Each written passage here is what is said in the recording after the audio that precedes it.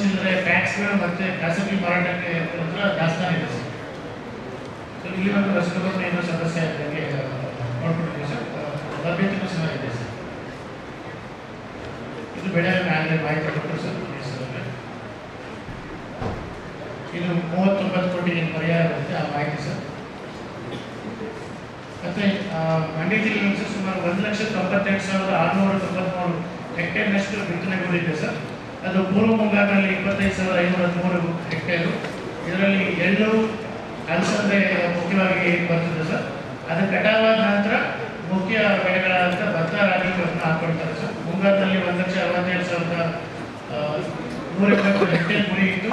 ಇಲ್ಲಿವರೆಗೂ ಸುಮಾರು 70,890 ಹೆಕ್ಟೇರ್ನಷ್ಟು 45.4% ಸಾಧನೆ ಆಗಿದೆ ಸರ್. ಕಳೆದ ವರ್ಷ ಮಳೆ ಇದ್ದಿದ್ದು ತುಂಬ ಕಡಿಮೆ ಸಾಧನೆ ಆಗಿದೆ ಸರ್.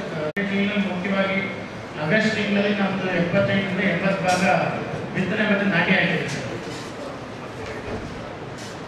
ಸೊ ಆಗಸ್ಟ್ 2 ಸೆಪ್ಟೆಂಬರ್ 1 ತಿಂಗಳಲ್ಲಿ ಶೇಕಡ 100% ಸಾಧನೆ ಬಿತ್ತನೆಯಲ್ಲಿ ಆಗಿದೆ ಸರ್. ನೆಕ್ಸ್ಟ್ ಸೊ ಇದು ಉತ್ಪಾದಕತೆ ವಿವರ ಅವರಿಗೆ ಸರ್ ಹೇಳಿದ್ರಲ್ಲಿ ಕಾಣಿಸಿದೆ ಸರ್. ಇದಿಷ್ಟು ಕೃಷಿ ಇಲಾಖೆ ಬಗ್ಗೆ ಸರ್. ಧನ್ಯವಾದಗಳು.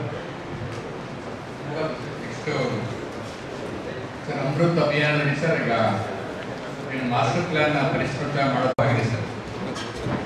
ಈಗ ಆದ್ಮೇಲೆ ಈಗ ರಿವೈಸ್ ಪರಿಷ್ಕೃತ ಮಾಡಲಿಕ್ಕೋಸ್ಕರ ಈಗ ಪ್ರೋಸೆಸ್ ನಡೀತಾ ಇದೆ ಸರ್. ಈಗ ಪ್ರಪೋಸ್ ಲ್ಯಾಂಡ್ ಯೂಸ್ ಡೀಟೇಲ್ಸ್ ಎಲ್ಲ ತೆಗೆದುಕೊಂಡು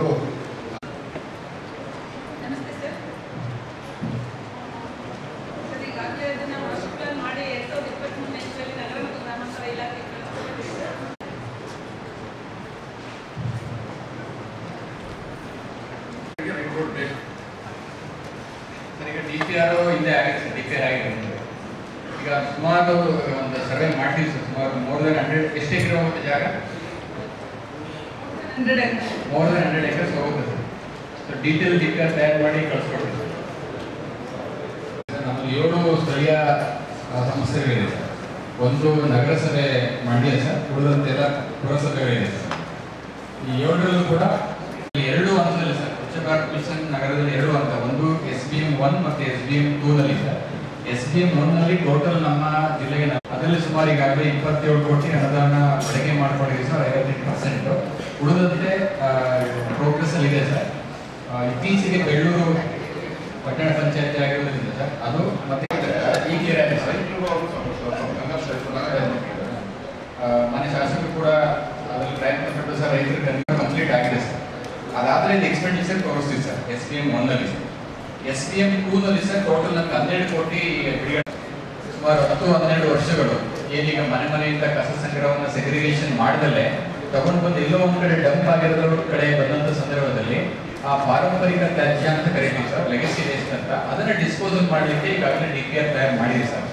ಫಾರ್ ಎಕ್ಸಾಂಪಲ್ ಈಗ ಮಂಡ್ಯ ಟೌನ್ದು